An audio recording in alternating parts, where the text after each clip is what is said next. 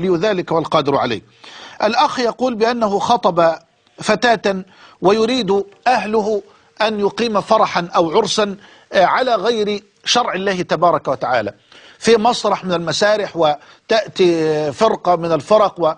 والمهم لا يجوز لبيت مسلم أن يبدأ هذا البيت حياته في ليلة العرس بمعصية لله تبارك وتعالى بدعوة دليلة في العمر. وما يدريك يا أخي، ما يدريك ألا تقبض في ليلة العمر؟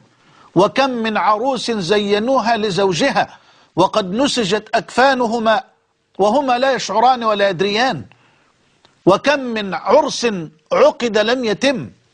فلا يحل أبدا لمسلم ولا مسلمة أن يبدأ هذه الحياة التي يجب عليه أن يبدأها بالشكر لله. يعني إن هيأ الله لك الزوجة الصالحة ومن عليك بالمال ومن عليك بالبيت ومن عليك بالأثاث، هذه النعم تستوجب منك الشكر أنت وأسرتك وأسرة الزوجة، أم تستوجب منا المعصية ونبارز الله بالمعصية في أول ليلة؟ نأتي بفرقة ونأتي براقصة ونطبل ونزمر ونزعج الآخرين. هذا لا يعد عرسا وهذا ليس فرحا. حتى الطرق تعطل بما يعرف بالزفة. العروسة راكبة سيارة وأمامها 5 سيارات و10 موتوسيكلات ووراها 5 سيارات والطريق كله يقف وكلاكسات. المريض لازم ينزعج والنائم لازم يستيقظ، ومش بعيد الميت لازم يصحوه. ولا حول ولا قوة إلا بالله. هذا عرس؟ هذا فرح؟ هذا إزعاج؟ هذا ترح؟ هذا إضرار؟ لا ضرر ولا ضرار. لا يجوز لمسلم أن يبدأ حياته وأن تكون ليلة عرسه ليلة معصية. لا يجوز لمسلمة. وعلى كل أخ وعلى كل أخت أن يصر إصرارا على ألا يعصي الله أبدا في ليلة عرسه. ولا يجوز لك أن تطيع والديك في هذه المسألة، ولا يجوز لك أن تطيع أسرة عروسك في هذه المسألة. يعني لو طلب منك أهلك أن تقيم عرسا فيه معصية لله فلا توافق ولا تقبل أبدا. وإن طلب منك أهل عروستك أو أهل عروسك أهل مخطوبتك أن تقيم عرسا فيه معصية لله فلا تقبل أبدا. ليه؟ لأنه لا طاعة لمخلوق أبدا أيا كان في معصية الخالق. سامحوني إن فعلت، لأنه لا يعني طاعة الله مش رخيصة يا إخوانا، مش رخيصة نفرط فيها بهذا الرخص. ومعصية الله تبارك وتعالى نتجرأ عليها بهذا الشكل المهين. أفراح المسلمين إلا من رحم الله مليئة بالمعاصي ومليئة بالخروج عما يرضي الله سبحانه وتعالى. الله، هو أنا عشان أفرح لازم أعصي؟ طب ما نفرح بالطاعة. العروس تتزين وتلبس أجمل ما عندها من الثياب. الفستان الأبيض يا مولانا، تلبس يا عم فستان أبيض وتلبس فستان بامبا وفستان روز واللي هي عاوزاه تلبسه، طالما أنها تجلس بين أخواتها وبين النساء في مكان مستقل. النساء يريدن أن يغنين لها فليغنين لها. طب يجوز أن هم يستعملن يعني الدف؟ يجوز، بل هذا قول الجمهور، يجوز استعمال الدف للنساء، فيش مانع.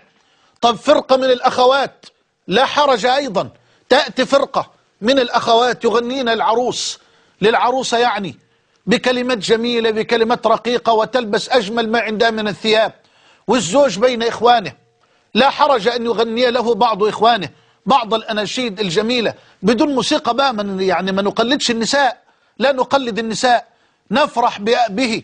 إيه المانع أن يكون في بيت من بيوت الله أو حتى في نادي يا سيدي من الأندية مكان للنساء ومكان آخر للرجال، ويدعى بعض أهل الفضل. ويا حبذا لو قام رجل من علمائنا فذكرنا بالله تبارك وتعالى. وبعد أن تفرح العروس مع أخواتها وبناتها وزميلاتها وصاحباتها، يذهب العريس أو الرجل إلى عروسه ليأخذها ويعود إلى بيته ويبدأ حياة جديدة. يصلي ركعتين لله تبارك وتعالى ويأتي بكوب من اللبن يشرب نصفه ويسقي امرأته النصف الآخر ويضع يده على رأسها ويقول اللهم ارزقني خيرها وخير ما جبلت عليه. ولو قال في سره وجنبني شرها وشر ما جبلت عليه لكان أولى. لا يجهر بهذا في وجهها، وإلا لربما أفسدت عليه ليلته وقالت له هو أنا شر وأنت جايب شر. إلى غير ذلك. هذا هو الفقه وهذه الحكمة. وتبدأ الحياة بطاعة الله سبحانه وتعالى. فلا يليق أبدا يا شبابنا ويا أولادي ويا أحبابي ويا أخواتي، لا يجوز أن نبدأ حياتنا بمعصية الله تبارك وتعالى. وما يدريك، رجل سبحان الله ممكن يستدين عشان يجيب رقاصة، عشان يجيب راقصة لتحيي عرس ولده، وبقت عادة قبيحة وعادة سيئة في بعض القرى، بقت عادة من أقبح العادات. فلان جايب راقصة، أعوذ بالله يا أخي، كل عين نظرت إلى هذه الراقصة آثمة، وأنت تتحمل إثم هؤلاء جميعا بين يدي الله تبارك وتعالى. تصور لو أمام هذه الراقصة 1000 شاب، وكل شاب نظر إلى هذه الراقصة العارية 100 نظرة، تصور أن صاحب العرس يتحمل إثم 100 نظرة. اضرب في 1000، اضرب في 1000. ده كلام مش من كيسي أنا ولا من عندي. اسمع النبي صلى الله عليه وسلم بيقول إيه: ومن دعا إلى ضلالة كان عليه من الإثم مثل آثام من تبعه لا ينقص ذلك من آثامهم شيئا. أنا أرجو من إخواننا أخواتنا أن يتقوا الله عز وجل، وأن نتخلص من هذه العادات القبيحة التي لا تمت إلى ديننا ولا إلى أخلاقنا ولا إلى قيم مجتمعنا المسلم بأدنى صلة. وأسأل الله سبحانه وتعالى أن يملأ بيوتنا سعادة وفرحة، إنه ولي ذلك والقدر عليه.